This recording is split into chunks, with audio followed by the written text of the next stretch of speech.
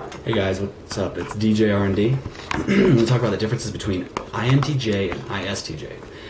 This is actually pretty a pretty easy way to tell them apart. Now, as kids, they can look very similar because a lot of personalities can look very similar as children because your bodies have not adapted to your lifestyle quite yet. So you can't physically see. So as an ESTP, a lot of kids to me just look the same. I don't know what personalities they are, but adults, they've grown into their personalities. They've become very aware of their personalities, and their bodies will reflect that. Their mannerisms, the way they talk, will reflect their personalities very much.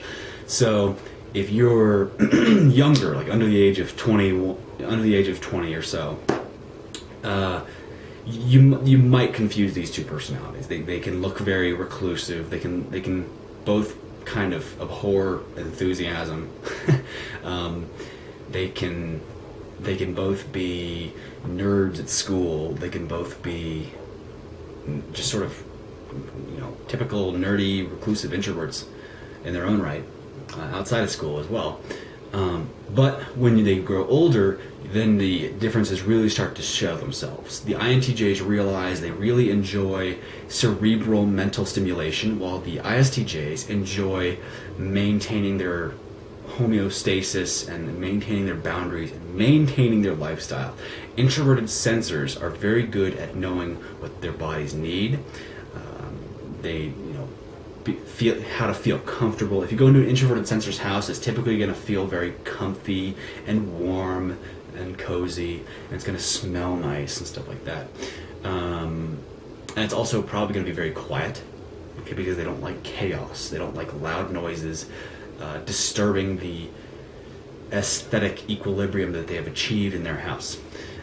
That was an issue with my grandparents. Typical ISTJ grandparents. Oh my gosh, his house is a museum, and I love the guy, but his house is a museum, and it's dead silent. There's no toys. It's just nostalgic items everywhere. So as a kid, I was bored to tears, especially as an ESTP.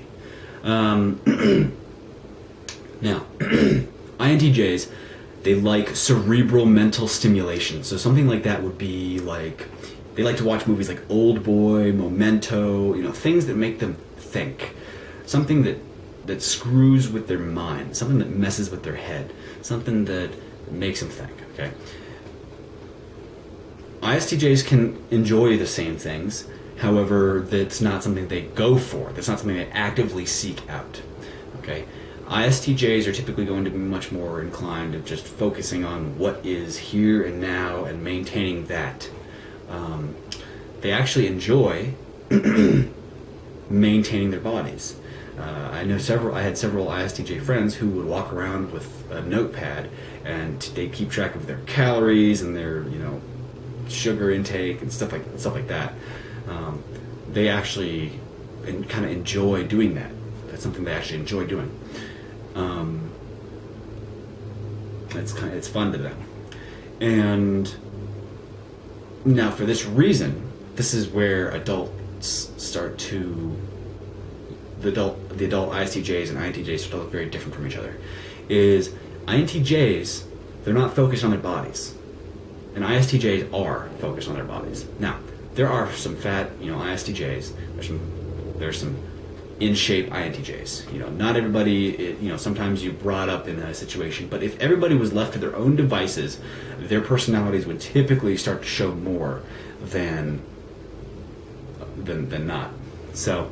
For example, I was growing up in an INTJ, INTP household, so thinking about theoretical things is not really an issue for me as an ESTP. Okay, so you might have an INTJ who's raised by a whole bunch of ESFPs and ESTPs, and this INTJ might be pretty good at sports compared to most people. Okay, so that's something to look out for. That's something to be aware of. However, usually the case is going to be that ISTJs, their bodies look taken care of. It looks like they have a focus on their bodies. They're going to be in shape. They're going to look, they'll be they're going to have more grounded presence. They're going to have a much more healthy, diet, and they're going to live for that kind of thing.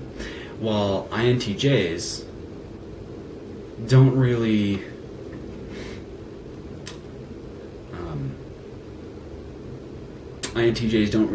think about that kind of thing. Now, there's something else that sort of comes to my mind.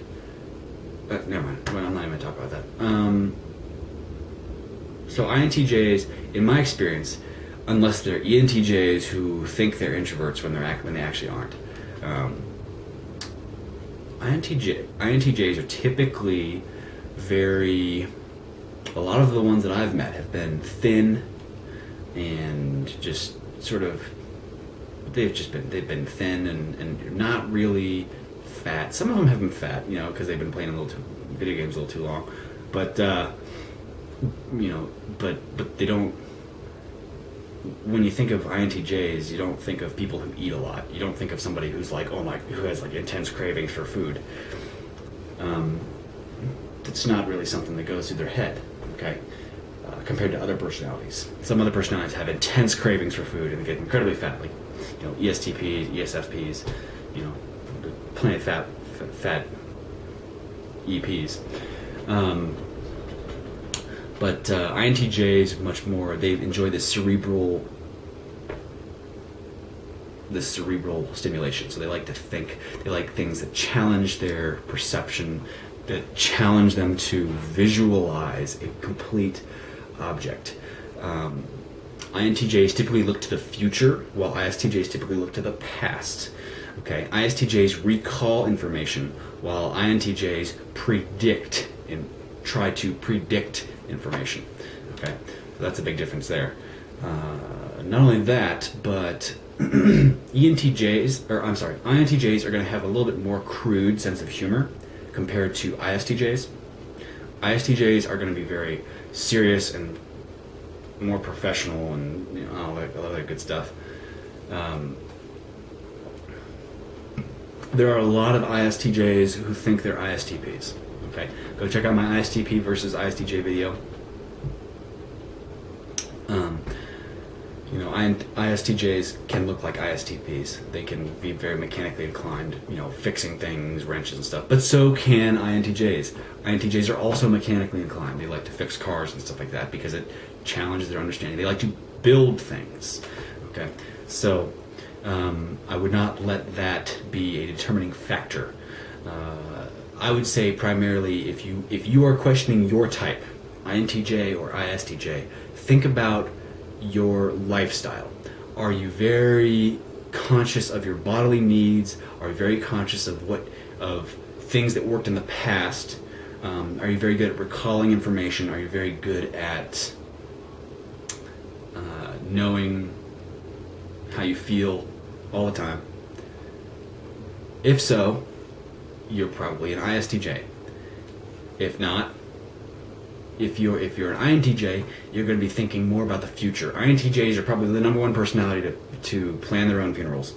You're going to be thinking more about the future, what could happen, what could go wrong, what could go right, and searching for more cerebral and creative stimulation compared to ISTJs, which are much more concerned with maintaining what is currently set in place. So, hope that helps. Hope that helps you guys determine your types. And let me know if there's any other videos that I haven't done yet.